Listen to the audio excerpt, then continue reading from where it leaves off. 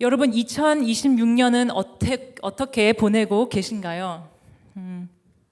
아마 우리 중 많은 분들이 한 해를 마무리하고 새해를 맞이하면서 오 신실하신 주 그런 찬양을 부르며 시작을 하지 않으셨나 싶습니다. 그 가사 기억하시죠? 오 신실하신 주 내 아버지여 늘 함께 하시니 두려움 없네. 그 사랑 변치 않고 날 지키시며 언제나 오늘이나 어제나 오늘이나 한결같네. 봄과 여름, 가을과 겨울, 해와 달과 별들까지 다 주님의 것. 이 모든 만물이 하나 되어 주님의 신실하신 사랑을 드러내고 있죠. 내 죄를 사하시고 나를 위로하시며 주님 친히 오셔서 나를 인도하십니다. 오늘의 힘이 되시고 내일의 소망 되시는 분, 모든 복을 내려주시는 주님. 오 신실하신 주, 오 신실하신 주, 날마다 자비를 베푸시고 필요한 모든 것을 채워주시니 오 신실하신 주 나의 주님. 그 찬양이죠. 우리는 이런 찬양을 부르며 2025년을 마무리하고 새해를 시작했습니다. 주님께서는 2025년 한 해 동안 우리와 함께 하셨음을 우리는 고백을 했습니다. 그리고 새해를 앞둔 그 순간에 마치 발끝으로 서서 그 경계에 서 있는 것처럼 지난 한 해를 돌아보며 우리는 이렇게 고백을 했습니다. 하나님 정말 신실하셨군요. 그렇게 우리는 하나님의 선하심을 선포하며 올해를 시작을 했습니다. 물론 지난 한 해 동안 완벽했던 것은 아닙니다. 너무나 아픈 일도 힘든 일도 저희 모두에게 있었습니다. 하지만 우리가 그곳에 서서 지난 한 해를 바라봤을 때 한 가지 사실을 깨닫게 되었습니다. 그것은 비로소 하나님께서 우리에게 얼마나 신실하셨는지를 다시 한번 깨닫게 됐죠. 그리고 우리가 이렇게 생각하지 않았나요? 혹시 지난 한 해 동안도 우리와 함께 해주신 주님이라면 분명히 새해에도 우리를 떠나지 않으시고 기쁠 때나 힘들 때나 분명히 우리 곁에서 함께 하실 것이다 라고 생각을 하며 올해를 시작했다고 생각을 합니다. 그렇게 시작한 2026년 이제 저희가 이제 거의 6월에 다가오고 있는데요. 이 새해를 맞으시며 부르셨던 그 찬양이 지금도 여전히 여러분의 입술에 있습니까? 여러분은 이 찬양의 고백대로 오늘도 살아가고 계십니까? 하나님의 신실하심을 인정하며 진정한 마음으로 마음 깊은 곳에서부터 그분을 오늘도 예배하고 계십니까? 아니면 삶의 파도와 폭풍 속에서 믿음이 흔들려서 이 찬양을 더 이상 부르지 못할 만큼 잠잠해지고 계시지는 않나요? 혹은 입으로는 부르고 있지만 정말 마음에 없는 형식적으로만 부르고 계신 것은 아닙니까? 저는 오늘 하나님께서 우리 모두에게 꼭 들려주시고자 하는 중요한 메시지가 있다고 꼭 믿습니다. 그리고 오늘 우리가 꼭 들어야 할 그런 매우 긴급한 메시지입니다. 어떻게 보면 이것은 그리스도인이라면 누구나 반드시 꼭 들어야 할, 기울여야 할 그런 말씀이라고 오늘 저는 믿습니다. 우리 모두가 듣고 마음에 새기고 순종해야 할 그런 아주 중요한 메시지입니다. 그럼 주님의 음성에 정말 귀를 기울이는 마음으로 본문을 오늘 이 시간 함께 읽겠습니다. 오늘 말씀은 시편 95편 말씀입니다. 시편 95편 말씀입니다. 제가 개역 개정 성경을 가지고 있기 때문에 그렇게 함께 그 말씀을 보도록 하겠습니다. 시편 95편 같이 한 목소리 읽어주시면 감사하겠습니다. 시작. 오라 우리가 여호와께 노래하며 우리의 구원의 반석을 향하여 즐거이 외치자. 우리가 감사함으로 그 앞에 나아가며 시를 지어 즐거이 그를 노래하자. 여호와는 크신 하나님이시요 모든 신들보다 크신 왕이시기 때문이로다. 땅의 깊은 곳이 그의 손안에 있으며 산들의 높은 곳도 그의 것이로다. 바다도 그의 것이라. 그가 만드셨고 육지도 그의 손이 지으셨도다. 오라 우리가 굽혀 경배하며 우리를 지으신 여호와께 무릎을 꿇자. 그는 우리 하나님이시요 우리는 그가 기르시는 백성이며 그의 손이 돌보시는 양이기 때문이라. 너희가 오늘 그의 음성을 듣거든 너희는 무리바에서와 같이 또 광야의 마사에서 지냈던 날과 같이 너희 마음을 완악하게 하지 말지어다. 그때 너희 조상들이 내가 행한 일을 보고서도 나를 시험하고 조사하였도다. 내가 40년 동안 그 세대로 말미암아 근심하여 이르기를 그들은 마음이 미혹된 백성이라 내 길을 알지 못한다 하였도다. 그러므로 내가 노하여 맹세하기를 그들은 내 안식에 들어오지 못하리라 하였도다. 아멘. 여러분, 이 시편은 어딘가 조금 어색하게 느껴질 수가 있습니다. 처음에는 하나님을 찬양하며 기쁨으로 가득 찬 분위기로 시작을 해서 하나님께 노래하고 예배하라고 우리를 초대합니다. 그런데 뚜렷한 전환도 없이 갑자기 분위기가 바뀌면서 하나님을 의심했던 이스라엘 백성의 이야기가 등장하고 결국 하나님의 안식에 들어가지 못했던 그런 참 두려운 경고로 이어집니다.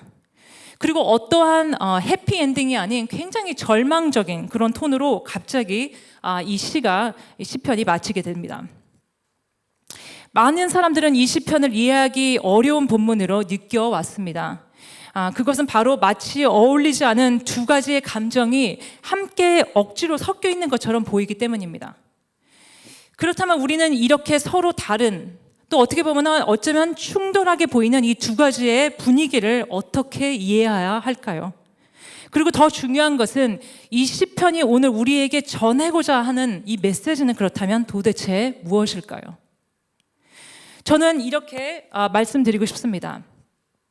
바로 이 갑작스러운 전환은 참된 예배가 무엇인지 보여주는 아주 중요한 단서입니다. 처음에는 모두가 노래로 시작하지만 마지막에 어떤 사람은 그렇게 노래하고도 그렇게 예배하고도 하나님의 안식에 들어가지 못한다는 오늘 이 말씀이야말로 오늘 우리가 꼭 귀 기울여 들어야 하는 시급한 메시지입니다. 그래서 오늘 이 시편을 이해하기 위해 저희들이 오늘 그의 그 흐름을 따라가 보며 내용을 깊이 있게 살펴보려 합니다. 노래하라는 부르심에서부터 시작해서 믿지 않는 마음에 대한 경고로 이어지는 이 흐름을 통해 하나님께서 우리의 예배에서 정말로 원하시는 것이 무엇인지 저희가 함께 알기 원합니다. 이것을 통하여 하나님께서 우리 예배자들에게 주시는 두 가지 부르심을 오늘 이 시간 함께 보고 나누기를 원합니다. 그럼 먼저 첫 번째로 이 시편에서 나타난 기쁨의 찬양의 부분을 함께 살펴보겠습니다. 1절부터 7절 전반까지 읽는 말씀입니다. 제가 다시 한번 읽어드리겠습니다. 오라 우리가 여호와께 노래하며 우리의 구원의 반석을 향하여 즐거이 외치자. 우리가 감사함으로 그 앞에 나아가며 시를 지어 즐거이 그를 노래하자. 여호와는 크신 하나님이시요 모든 신들보다 크신 왕이시기 때문이로다. 땅의 깊은 곳이 그의 손안에 있으며 산들의 높은 곳도 그의 것이로다. 바다도 그의 것이라 그가 만드셨고 육지도 그의 손이 지으셨도다. 오라 우리가 굽혀 경배하며 우리를 지으신 여호와 앞에 무릎을 꿇자. 그는 우리의 하나님이시요 우리는 그가 기르시는 백성이며 그의 손에 돌보시는 양이기 때문이라. 여러분, 오늘 말씀을 저희가 계속 함께 살펴볼 것이기 때문에 제가 다시 한번 읽었고 성경을 펴신 상태로 그냥 계속 함께 보시면 되겠습니다.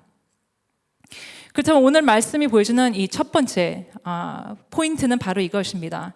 1절에서 보여주는 예배의 중요한 부르심은 바로 하나님께서 원하시는 예배는 마음속에만 머무르지 않고 드러나고 온몸으로 표현되는 살아있는 예배이다라는 것이죠. 다시 한번 말씀드립니다. 하나님께서 원하시는 예배는 마음속에만 머무르지 않고 드러나고 온몸으로 표현되는 살아있는 예배이다입니다.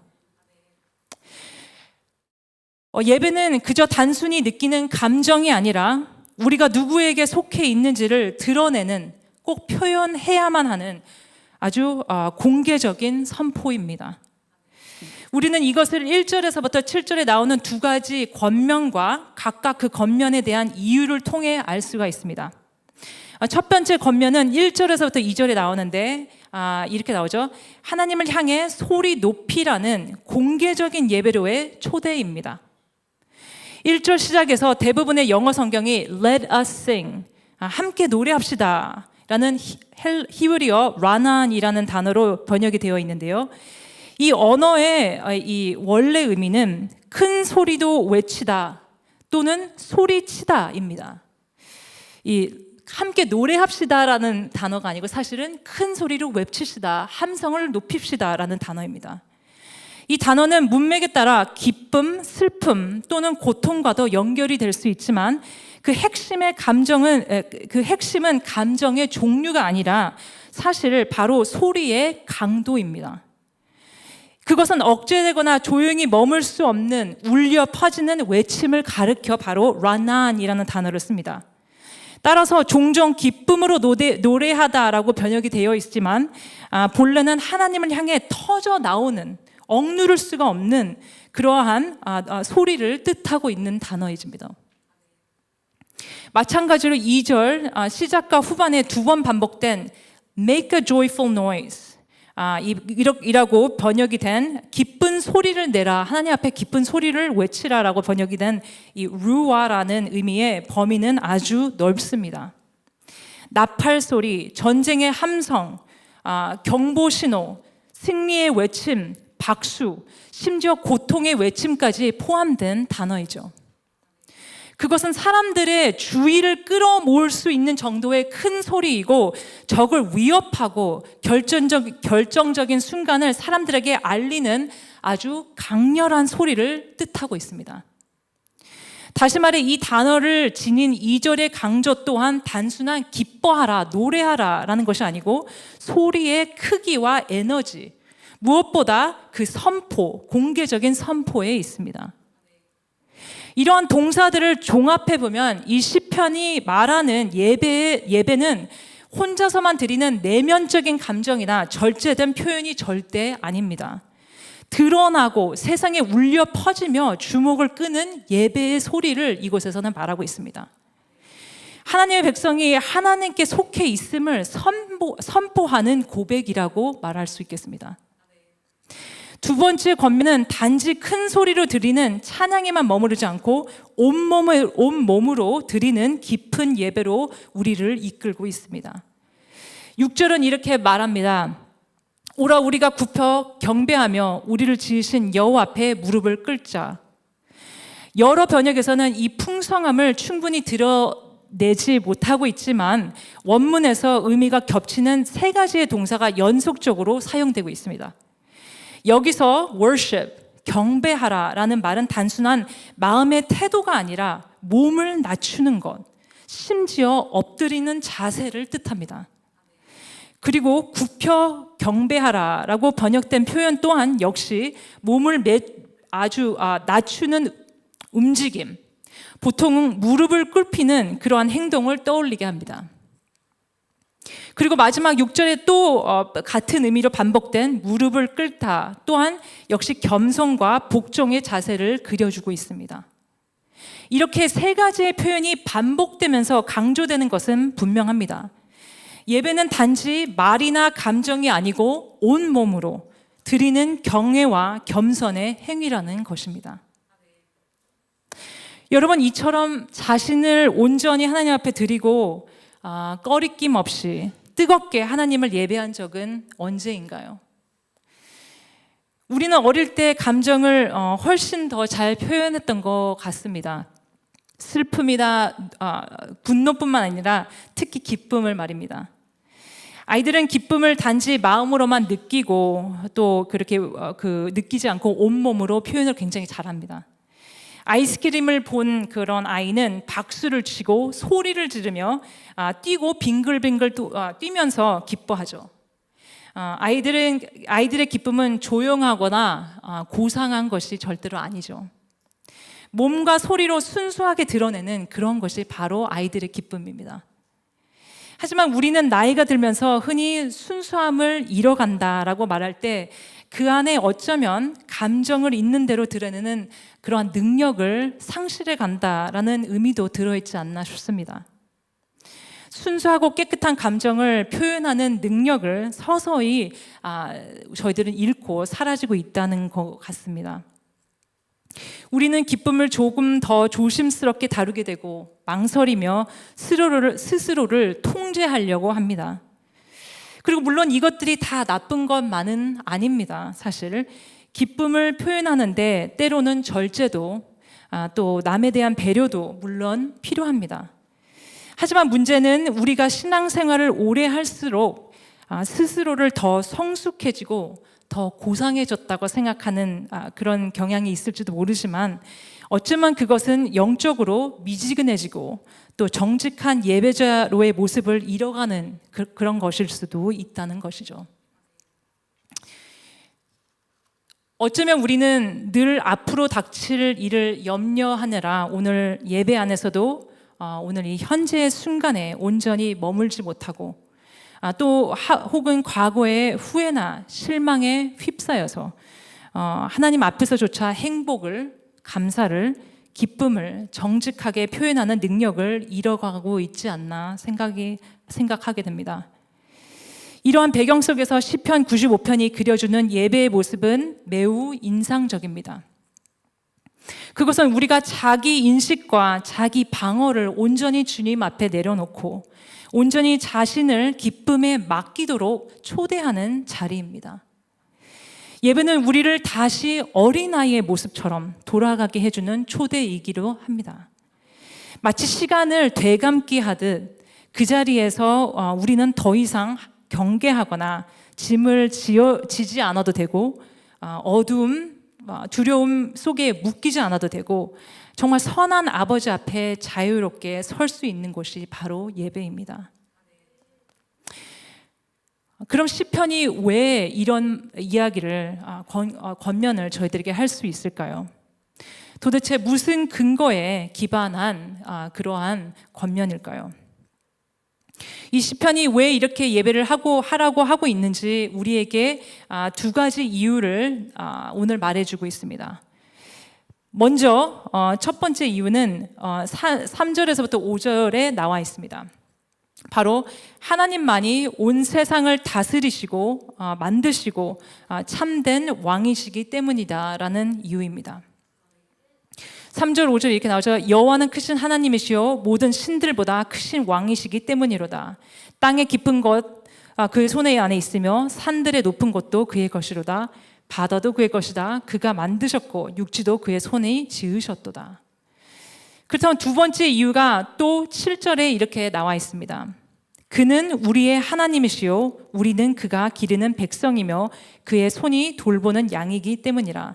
다시 말해서 우리와 하나님과의 관계를 말해주면서 하는 그 이유는 바로 그 하나님께서 천지를 지으신 하나님께서 우리의 목자 되신다라는 이유를 주고 있습니다.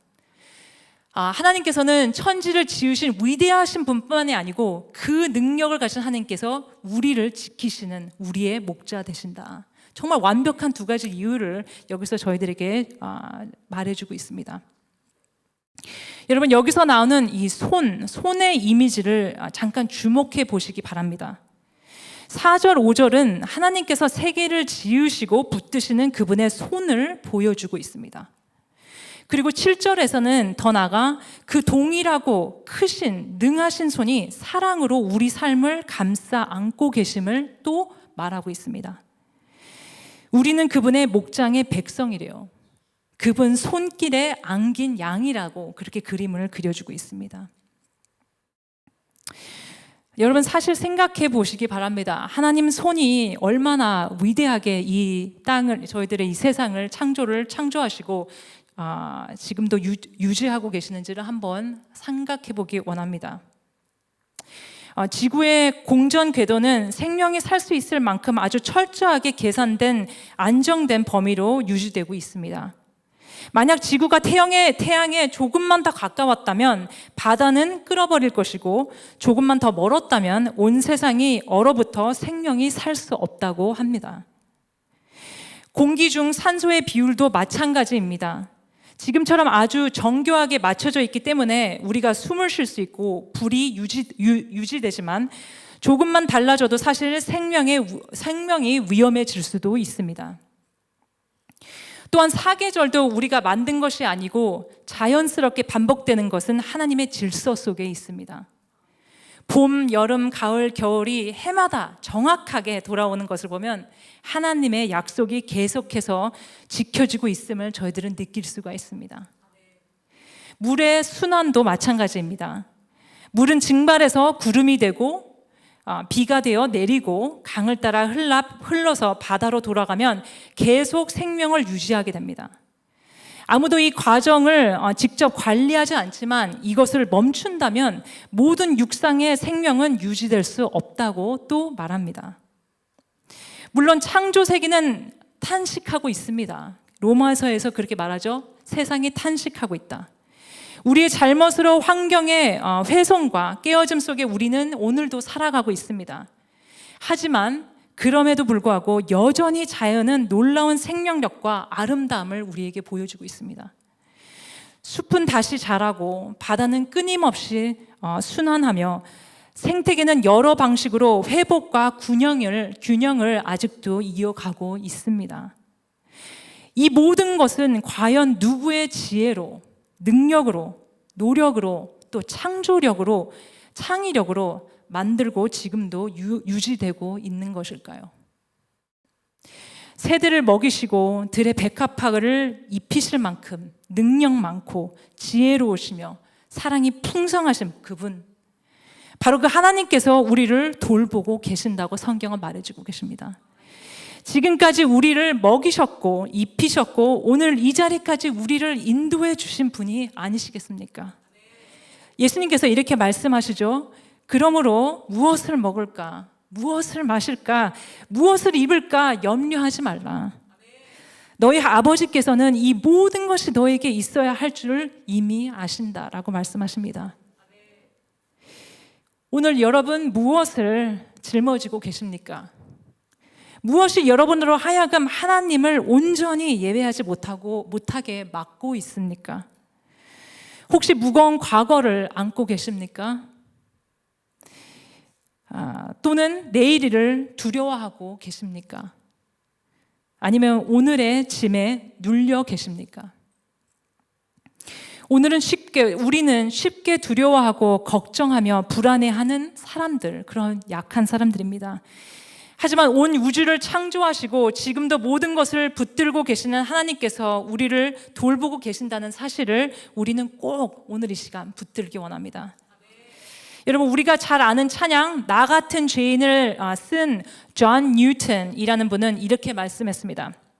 하나님이 우리에게 보내신 것은 모두 필요한 것이며 하나님께서 허락하지 않으신 것 중에 우리에게 필요한 것은 하나도 없다. 다시 한번 이 말씀을 생각해 보기 바랍니다. 하나님께서 우리에게 보내신 것은 모두 필요한 것이며 아픔도 모든 저희들이 괴로워하는 그런 것들도 하나님께서 보내신 것이라면 모두 우리 인생에 필요했던 것이고 하나님이 허락하지 않으신 것 중에 우리에게 필요한 것은 하나도 없다. 여러분, 오늘 이 믿음을 붙드시기를 바랍니다. 우리는 하나님께서 허락하지 않으신 것들에 집착하고 우리가 가지지 못한 것 때문에 하나님을 향해 믿음이 흔들리곤 합니다. 동시에 하나님께서 이미 주신 것들을 저희들은 소중히 품고 너무 그것에 안주하며 그 모든 것을 주신 분을 잃어버리기도 합니다. 하지만 오늘 이 시간, 이 시편이 저희들에게 초대하는 것은 올바른 예배자로 쓰기 위해서는 정말 우리의 창조주 되신 또 우리의 선한 목자 되신 하나님을 붙들라, 그리고 그분 앞에 온전히 쓰라는 그런 예배로의 초대입니다.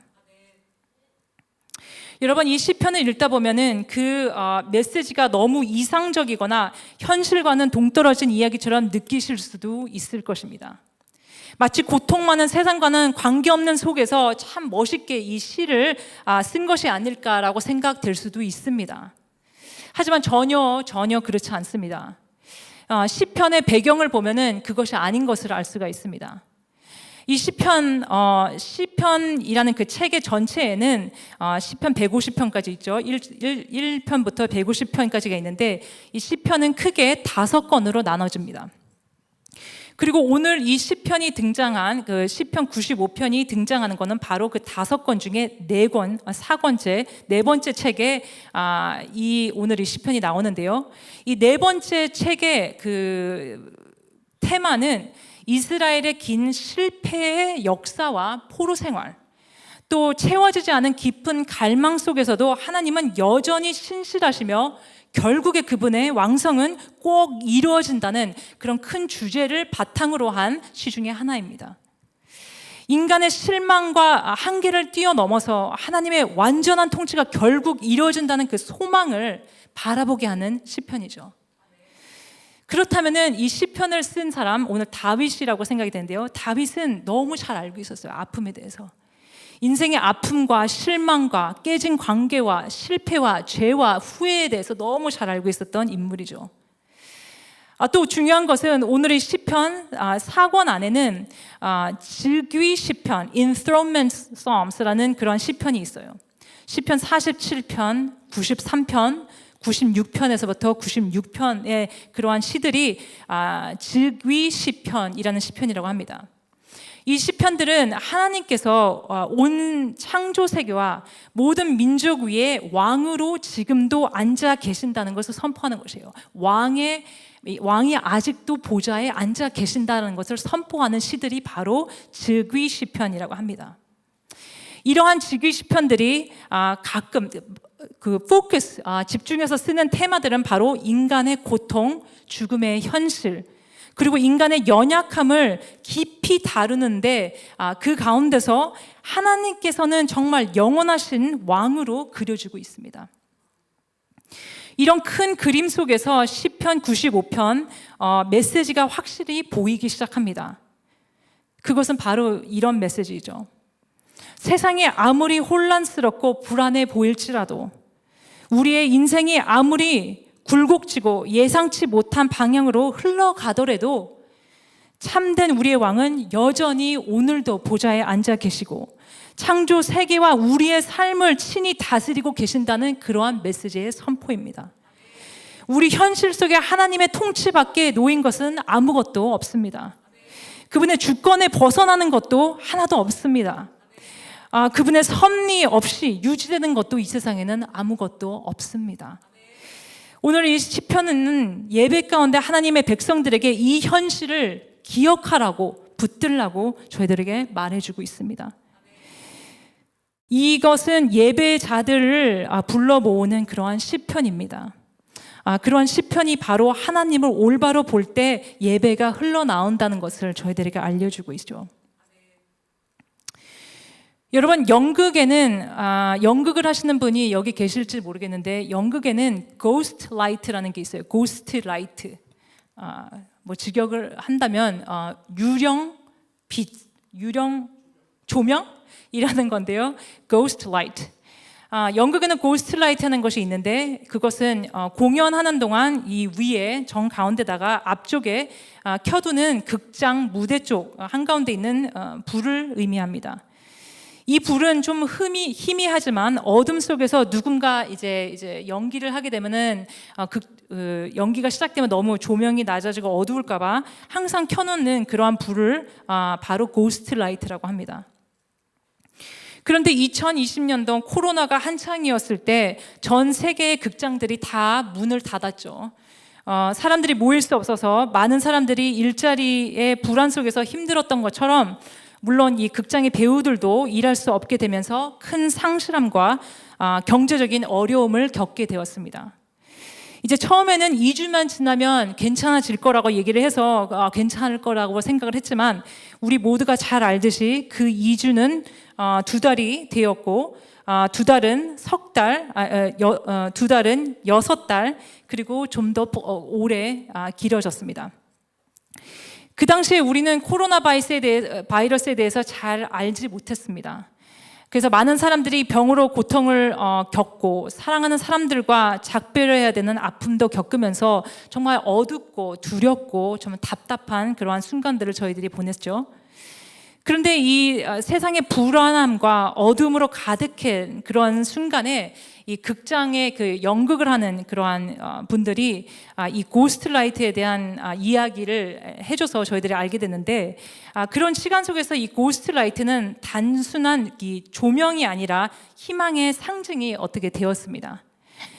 전 세계의 극장들은 아무도 없는 무대에 그 불을 코로나 락다운 동안 계속 켜두었어요. 언젠가는 다시 함께 모일 수 있을 거라는 희망의 상징으로 공연은 계속돼야 한다. The show must go on. 그러한 믿음의 상징으로, 그리고 어둠과 불확실함 속에서도 꺼지지 않는 빛의 상징으로 온 세계의 극장들이 다 켜놨습니다. 저는 이 고스트라이트가 우리에게 하나님의 변함없는 임재를 떠올리게 하는 아주 매우 좋은 상징이라고 생각합니다. 우리는 어둡고 깨진 세상 속에 살아가고 있습니다. 코로나보다 더 심각한 질병들이 여전히 우리 가운데 존재하고 여러 가지 비극들이 우리의 삶을 끊임없이 위협합니다. 이것을 넘어가면 또 다른 고비가 있고, 이 아픔을 견디고 나면 또 다른 아픔이 기다리고 있습니다. 그럼에도 불구하고 우리 인생의 고스트라이트처럼 하나님의 임재는 언제나 우리와 함께 가시고 결코 꺼지지 않습니다.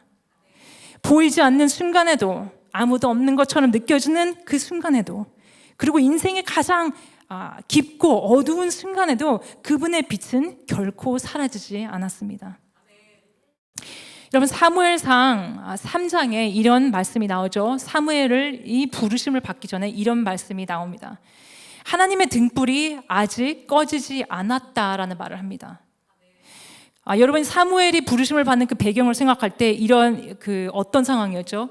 하나님의 말씀이 희귀해졌다라고 표현을 해요. 하나님의 말씀이 희귀해지고 또 엘리 제사장은 퇴세하게 되는 그런, 참 엘리 제사장의 좋은 리더십을 못 갖는, 그런 지도력을 못 갖는 그런 상황이었고, 좀 영적으로 타락하고 어두운 그런 환경 가운데서도 여호와의 등불이 아직 꺼지지 않았다라는 말씀이 나와요.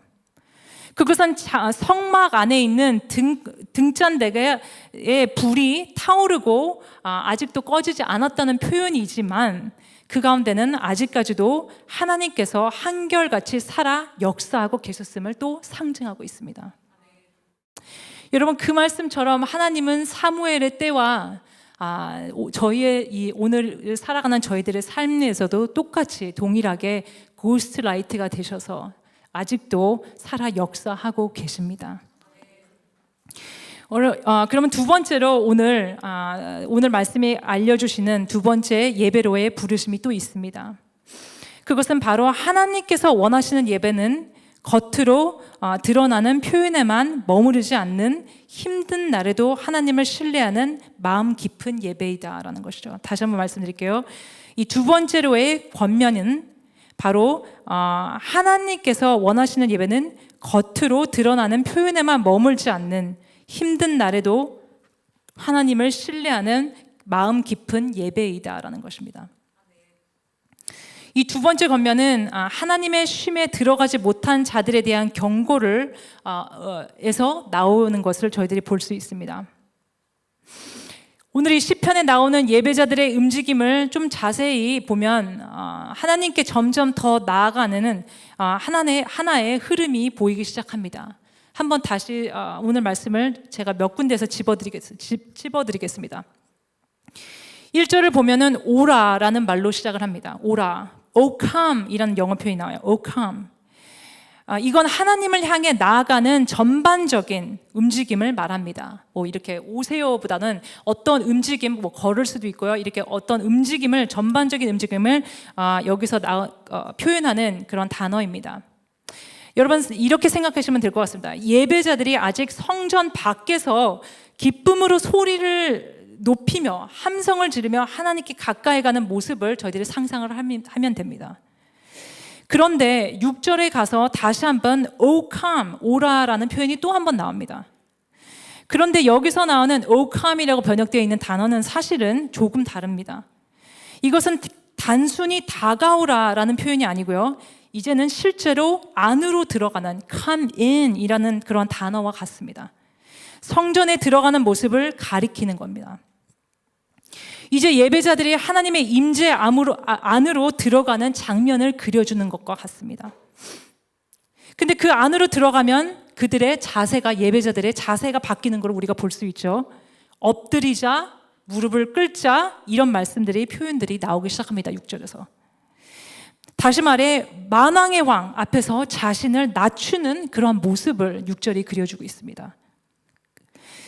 여기서 엎드리다라고 표현된 히브리어 단어는 하나님께 아주 가까이 얼굴을 마주하듯이 낮아지는 의미를 표현하고 있습니다. 그만큼 낮아져서 하나님과 얼굴을 가까이 한다는 그런 그림을 그려주고 있는 단어인데요. 이 모든 것을 다 함께 본다면 예배자들이 점점 하나님께 가까이 나아가고 있는 모습이 아주 생생하게 그려지지 않습니까? 가까이 가고 들어가고 그분 앞에 완전히 낮아지는 그러한 그림인데요. 여기서 참 이상한, 여기서 이 시편은 우리의 기대를 꺾는 방향으로 흘러가기 시작하는 걸 저희들이 볼 수가 있어요. 예상치 못하게 갑자기 시편이 꼬이기 시작합니다. 성전에 들어가고 하나님의 임재 안에 들어가고 그분 앞에 엎드려서 얼굴을 마주하는 것 같이 가까이 온 사람들이라면 우리가 상상하는 다음 반응은 무엇일까요? 보통 같으면 하나님을 바라보고 그분의 말씀에 귀를 기울이는 것이 당연한 다음 next step, 다음 단계라고 저희들은 생각을 합니다. 그런데 바로 이 지점에서 이들의 예배가 어그러짐을 저희들은 볼 수가 있습니다. 제가 다시 한번 7절부터 11절 말씀을 읽어드리겠습니다. 너희가 오늘 하나님의 음성을 듣거든, 가까이 왔으니까 그의 음성을 듣거든, 너희는 무리바에서와 같이 또 광야에서 마사에서 지냈던 날과 같이 너희 마음을 완악하게 하지 말지어다. 그때 너희 조상들이 내가 행한 일을 보고서도 나를 시험하고 조사하였도다. 내가 40년 동안 그 세대로 말미암아 근심하여 이르기를 그들은 마음이 미혹된 백성이라 내 길을 알지 못한다 하였도다. 그러므로 내가 노하여 맹세하기를 그들은 내 안식에 들어오지 못하리라 하였도다. 아멘. 여러분, 오늘이 지금 읽은 이 7절에서 11절 말씀에서 시편의 흐름이 확 바뀌기 시작합니다.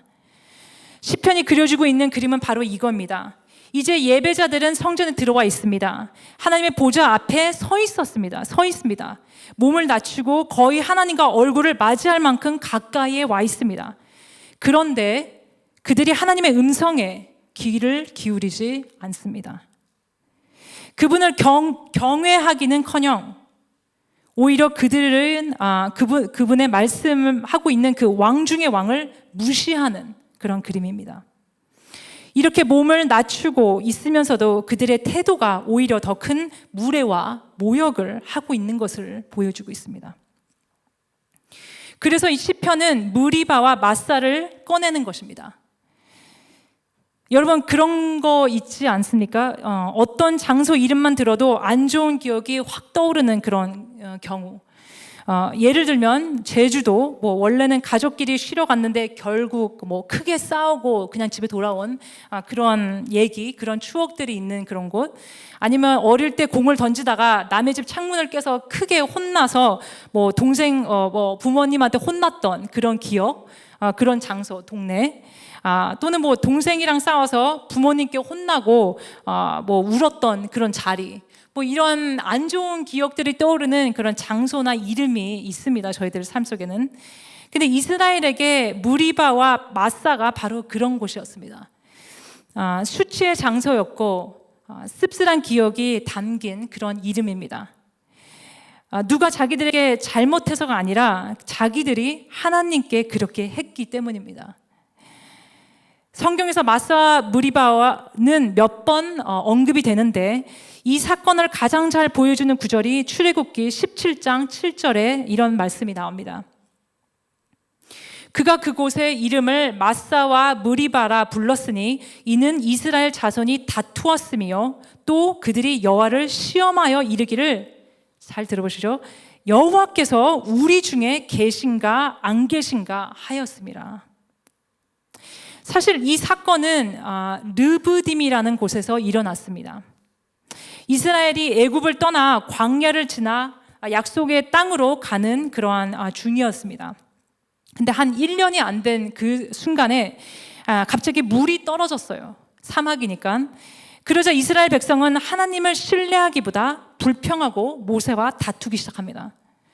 그런데 이건 단순한 불평이 아닙니다. 오늘 말씀을 보면 무리바라는 단어가 나오는데요. 이것은 단순히 다툰다라는 의미가 아니라 누군가를 고소하듯이 문제를 삼는다. 굉장히 크게 분노를 하면서 고소를 한다라는 뜻이 있습니다.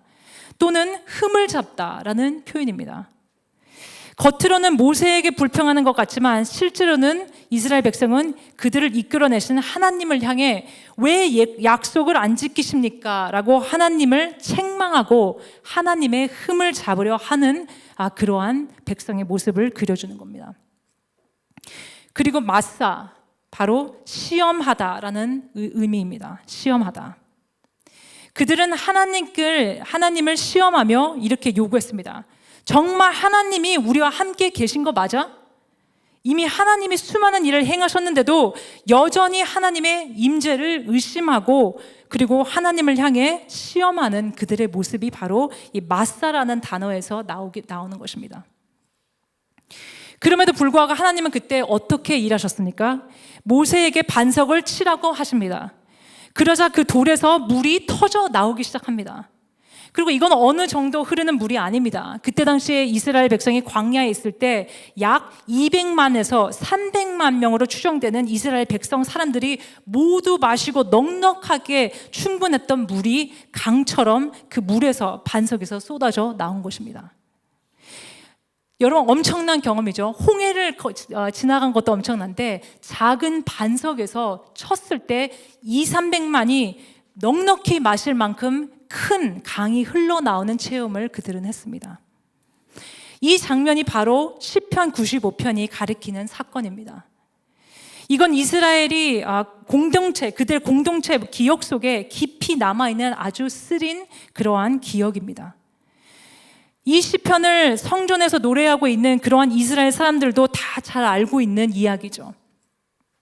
근데 하나님께서 왜 이런 아픈 씁쓸한 이야기를 꺼내시는 걸까요?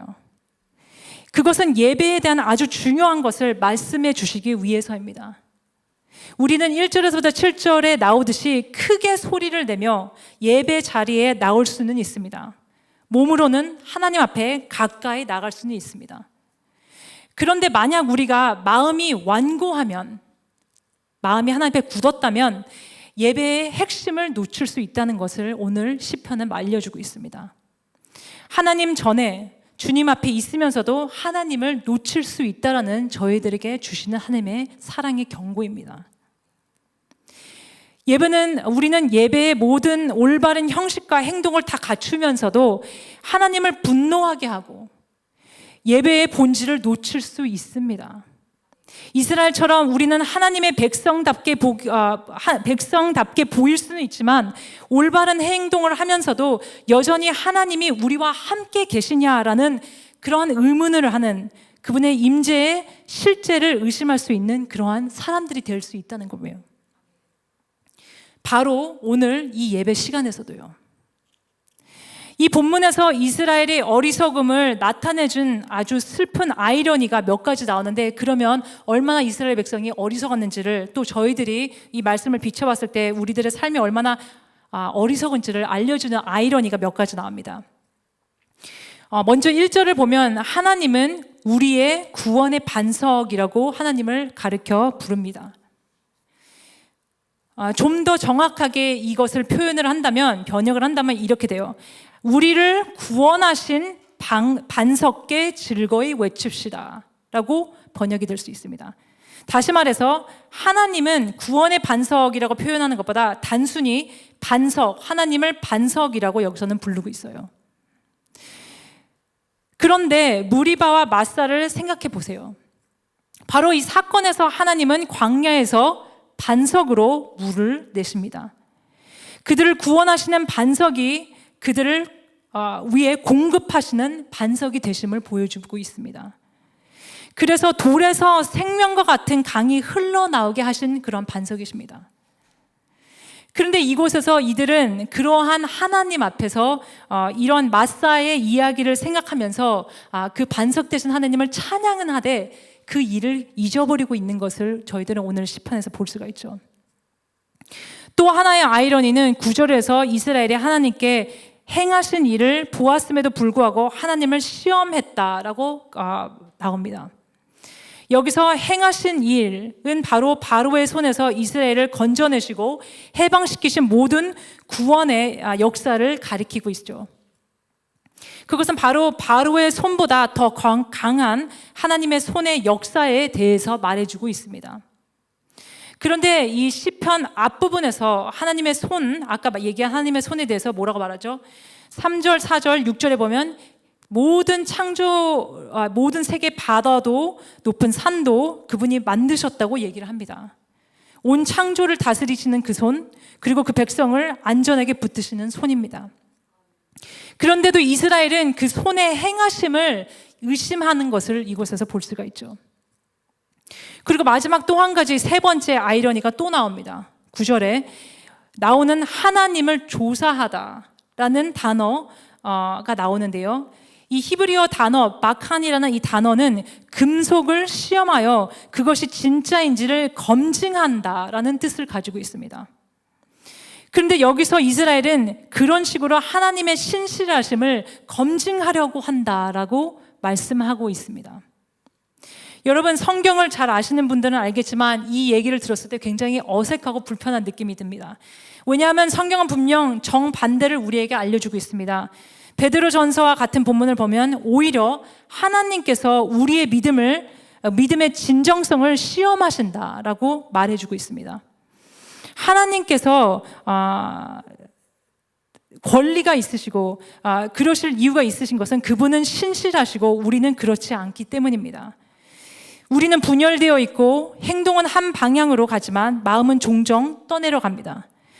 그런데 이스라엘은 그러한 하나님을 재판대에 세우고 결코 거짓이 없으시고 결코 신실함이 흔들리지 않으시고 변하지 않으신 그분을 그들은 조사하려 합니다. 그것이 오늘 이 이스라엘 백성의 모습에서 나오는 참 어색한 아이러니, 슬픈 아이러니입니다. 이스라엘 백성들은 하나님께서 예배 받으시기에 합당하시냐는 분인 것을 충분히 알고 있었습니다. 그들은 애굽에서 내린 10가지 재앙을 통해 하나님의 능력을 직접 보았고 경험하였고 바로가 결국을 그들을 풀어줄 수밖에 없었던 그 여러 가지 하나님의 기적도 체험을 했습니다. 그리고 홍해가 갈라지는 것도 기적을 했죠. 그런데 그렇게 그들을 보호하시고 공급해 주시는 것도 다 체험한 이스라엘 백성이 하나님을 예배할 이유가 부족해서 이런 것을 한 것은 아니죠. 그들의 진짜 문제는 상황이 불편해지고 두려운 상황에도 여전히 하나님을 신뢰하고 예배하기로 선택했느냐라는 질문에서 거기서 불합격을 했다는 것입니다. 이 성경에서 저희들이 한 가지 굉장히 중요한 것을 알아야 되는 것은 여기서 나오는 완악한 마음입니다. 완악한 마음을 가진 사람, 도대체 어떤 사람일까요? 유명한 신학자 조나탄 에드워즈는 이렇게 설명을 해주고 있습니다. 여기서 말하는 완악한 마음이란 선한 감정에 쉽게 감동되지 않은 마음, 즉 돌처럼 무감각하고 둔하며 아무 곳에서도 쉽게 영향을 받지 않고 쉽게 움직이지 않은 단단한 마음을 뜻한다라고 설명을 해줘요. 이러한 완악한 마음을 가진 대표적인 인물은 성경에서 바로 바로입니다. Pharaoh, 애굽을 다스리던 바로입니다. 출애굽기 7장에 보면 바로의 마음이 완악하여 이스라엘 백성을 보내기를 거부하는 모습을 저희들이 볼 수가 있는데요. 그래서 모세와 아론은 이스라엘의 하나님이 모든 신들 중에 참된 하나님이시라는 것을 보여주기 위해 여러 가지 표적들을 행하죠.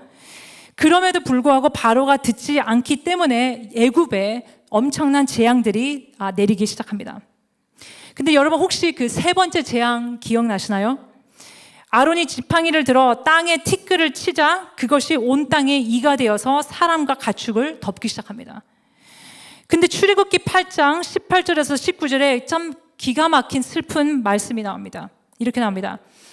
요술사들도, 바로의 요술사들도 술법으로 그같이 행하여 일을 생기게 하려 하였으나 그것을 실패하여 못하였고 이가 사람과 가축에게 생긴지라. 그런데 요술사들이 바로에게 말하되 이는 하나님의 권능이라 하였으나 바로의 마음이 완악하여 그들의 말을 듣지 아니하였으니 여호와의 말씀과 같더라.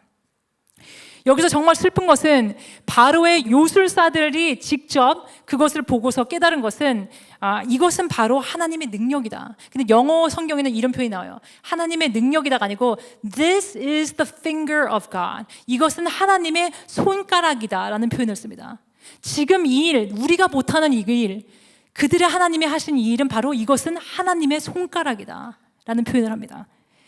그런데 그렇게 보고도 바로는 인정을 못합니다. 여기서 우리는 완악한 마음이 어떤 것인지 정확하게 알 수 있습니다. 다른 사람들은 분명히 하나님의 손길을 보고 있는데도 정작 그 사람은 그것을 보지 못하는 것이 바로 완악한 마음입니다. 완악한 마음을 가진 사람은 이미 하나님에 대한 결론을 내버린 사람이에요. 그래서 좀처럼 그 생각을 바꾸려 하지 않는 사람이 바로 완악한 사람입니다. 근데 여기서 무서운 것은 여러분, 우리 자신은 어떻습니까? 정말 두려운 것은 완악한 마음은 언제나 사악해 보이는 그런 것이 아닙니다. 여기서 완악한 마음은 하나님께서 행하신 일들을 그냥 가볍게 여기고 자신이 믿고 싶은 것, 그 순간 자기의 마음이 가는 대로 믿기 편리한 것을 우선으로 하는 것이 바로 완악한 것이에요. 그것을 드러나게 하나님께로 무슨 반역을 하고 뭐 그런 것이 아니고 조용한 불신으로 완악함이 나타난다는 것이 바로 두려운 것입니다. 여러분, 우리는 삶의 여러 가지 속에서 하나님의 행하신 일을 분명히 보았습니다.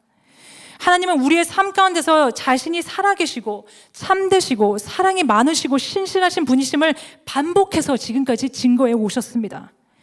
여러분, 창조 세계를 보세요. 지금 이 순간까지 또 우리를 이끌어 보시는 하나님의 은혜를 오늘 이 시간 한번 돌아보시길 바랍니다. 그럼에도 불구하고 우리는 얼마나 자주 하나님을 의심하고 따져보고 마치 하나님을 재판대에 세우는 듯이 판단하려 하며 하나님의 선하심을 계속 의심하고 있지는 않습니까?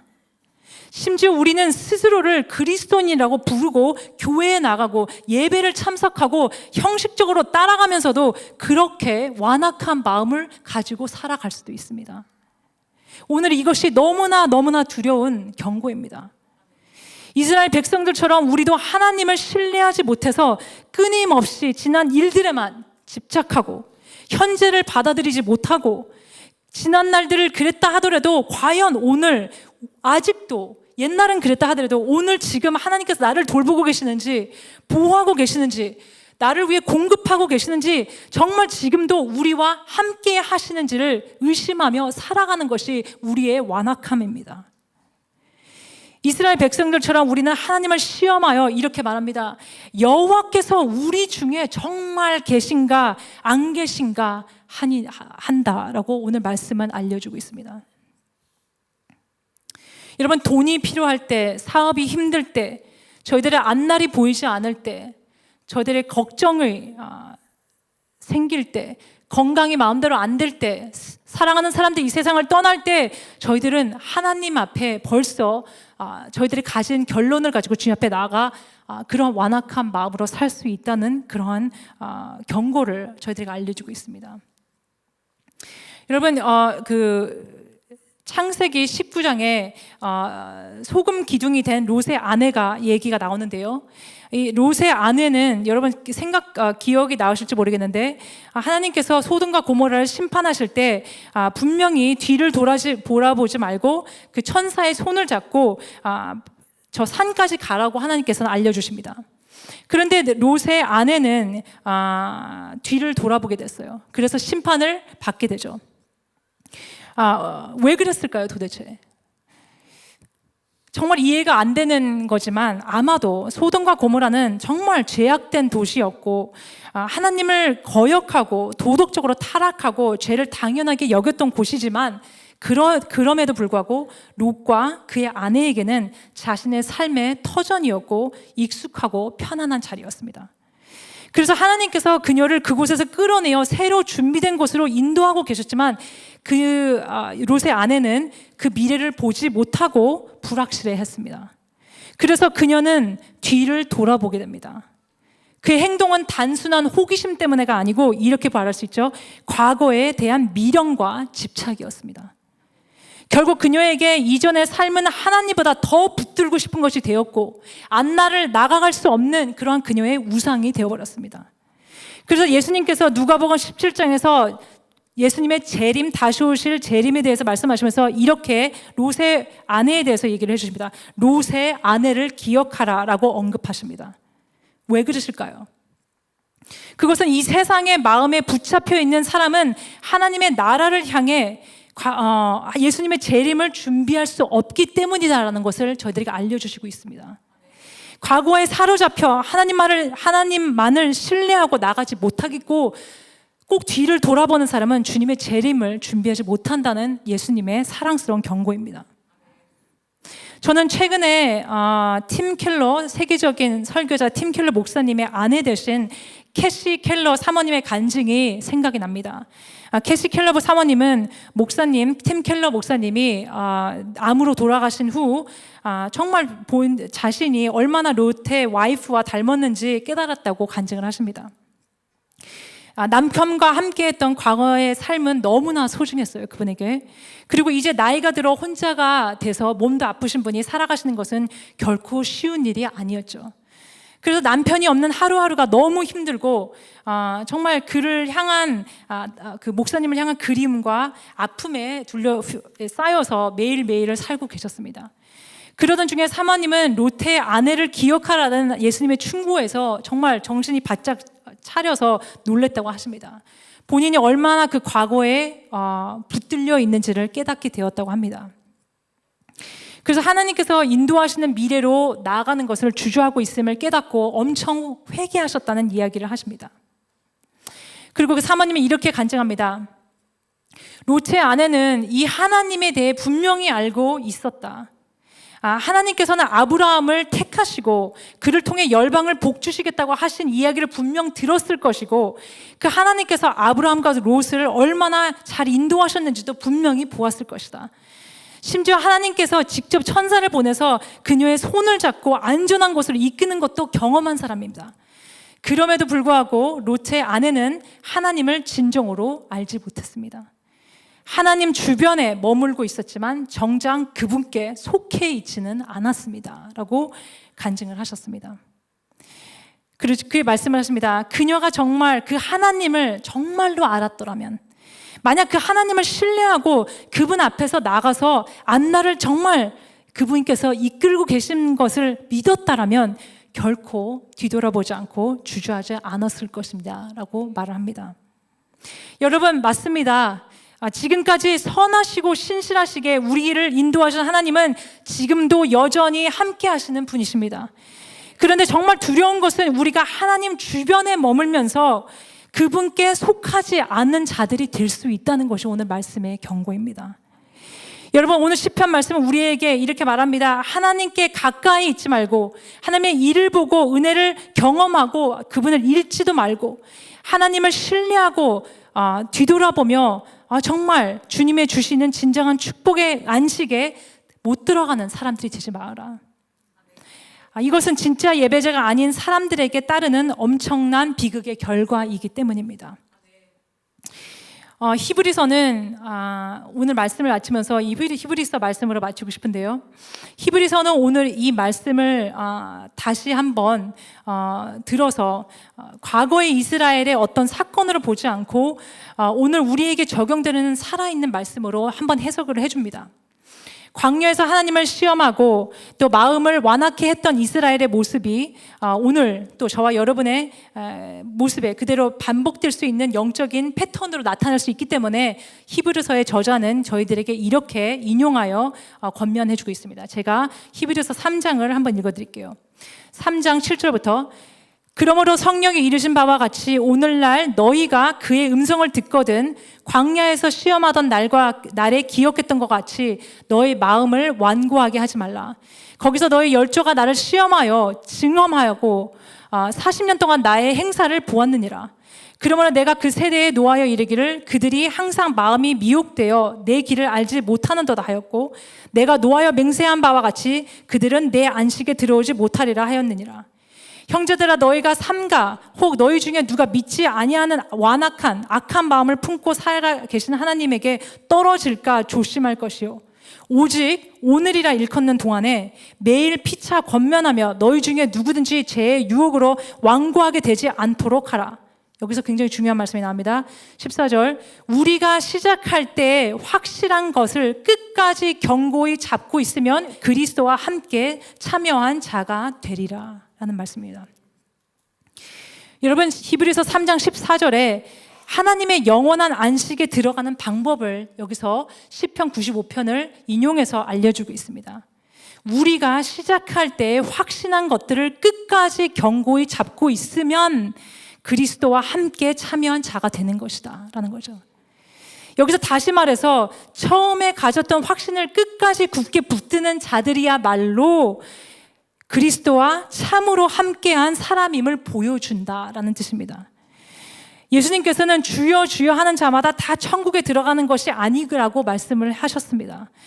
마찬가지로 누구나 주님을 예비하는 것처럼 보일 수도 있지만 끝까지 믿음을 지키는 사람만이 처음으로 진정으로 예수님 안에 있었음을 처음부터 있었음을 드러내게 되는 것입니다.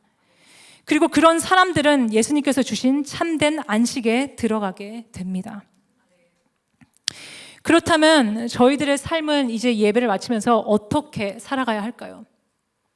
오늘 시편 95편에 다시 돌아가서 마지막 한 편 다시 한번 오늘 말씀을 훑어본다면 이러한 위로가 이제 저희들의 갈 길을 제시해주고 있습니다. 우리는 힘든 날에도 어떻게 견디며 그리스도 안에서 처음 가졌던 확신을 어떻게 붙들 수 있을까요? 그 답은 바로 1절에서부터 7절 아까 그 말씀을 다시 한번 생각해 보기 바랍니다. 아까 그 1절에서부터 7절에 나온 말씀에는 사람들의 주의를 끌어모을 만큼 과장되어 보일 만한 그런 함성에 대해서 얘기를 해줬죠. 그런데 그러한 예배는 우리 자신과 또 세상에게 또 우리의 원수 앞에서 하나님이 누구신지를 선포하는 방식이라고 아까 말씀드렸습니다. 또한 우리가 처음 붙들었던 믿음 그리고 지금도 붙들어야 할 믿음을 다시 기억하게 해주는 방법이기도 합니다. 주님만이 참된 왕이시며 목자시며 반석이심을 알려주는 방법이죠. 여러분 이 1절에서 7절에 나온 말씀은 전쟁의 함성처럼 우리 자신을 깨우고 다른 이들을 일깨우며 절망과 불신을 밀어내는 외침입니다. 이거는 성령님께서 이런 예배를 통해 우리를 계속해서 주님 안에 속한 자들로 지켜가시는 방법입니다. 겉으로 보기에는 시편 95편 1절에서 7절 말씀은 단지 아름답고 기쁘게 하나님을 찬양하는 예배의 모습으로 보일 수도 있습니다. 아주 평온한 모습으로 보일 수도 있습니다. 하지만 사실 오늘 그 1절에서 7절에 나온 그러한 모습은 어떤 믿음을 지키려는 내 자신을 기억하게 하려는 몸부림침이며 온몸을 다해 살기 위해 필사적으로 소리치며 간증하며 하나님을 잊지 않으려고 애쓰는 예배자의 모습이기도 합니다. 여러분 이런 말씀을 통해 다시 한번 하나님께서 원하시는 참된 예배자가 누군지 어떠한 모습으로 우리가 주님 앞에 서야 하는지 그래야지 어떻게 하면 주님 앞에 참된 안식을 들어가 주님과 함께한 자들로서 하나님 앞에 인정받을 수 있는지를 오늘 예수님께서는 알려주시는 것입니다. 바로 오늘 우리는 온전한 예배자로 세우셔서 주님의 참된 안식에 들어갈 수 있도록 축복하시려는 하나님의 음성에 오늘 그 부르심을 듣고 꼭 대답하시는 그러한 저와 여러분이 되기를 바랍니다. 잠깐 기도하겠습니다. 주님 바로 오늘 주님께서 주시는 기회를 저희들이 잡기를 원합니다. 주님 앞에 나와 예배는 드리지만 주님 가까이에는 있지만 주님의 안에 속하지 못한 자들이 되지 않게 하시고, 인생의 그러한 큰 비극을 겪는 저희들이 되지 않기를 성령님 불쌍히 여기셔서 붙들어 주시기를 원합니다. 처음에 믿었던 그 믿음, 그 확신을 끝까지 붙잡는 자들이 되기 원합니다. 주님, 저희들이 예배를 통해서 몸부림을 치며 주님 앞에 함성을 높이는 것은 저희들이 이 믿음을 지켜서 저희 자신에게 다시 한번 기억하게 해야 되는 진리들을 기억하고 서로에게 그것을 기억하게 해주며 세상을 향해 외치며 참된 예배자로 살아가기를 원합니다. 연약한 저희들을 붙드셔서 주님 앞에 온전히 쓸 그날까지 주님 저희들을 지켜주시기를 성령이 간절히 원합니다. 감사하며 예수님의 이름으로 기도합니다.